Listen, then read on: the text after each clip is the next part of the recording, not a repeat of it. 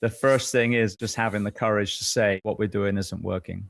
And if you say that you've got people in the seats, say to you what people compared to 15 or 20 years ago. And it's a different standard of candidate. No disrespect to people who got hired more recently, because there are obviously some great people in there. But when you have 1,000 people to test and you take 30, is very different than when you have 30 people testing and you take 30. How does someone, so say so many departments I'm familiar with are like barely treading water. Like they're like at all-time call volumes with minimal staffing and they're facing cuts. How does a department that's barely keeping their head above the water try to revolutionize their entire response model and schedule? A lot of people say to me, well, first we want to get enough to have 4 people on the rig, and then we're going to look at 24/72. And I'm telling them, well, look, you can't even hire enough for 3 people on the rig. What makes you think these people are going to come out of thin air to you to add this 4th person? So you're better off fixing the thing that is broken, that is stopping people from wanting to work for you or stopping people from leaving you. Fix that first. And then when you have this massive uptick in recruitment, well, now you can start adding that 4th person as well. With the budget issues, we're drowning. It's like, well, why do you think you're drowning? Because you're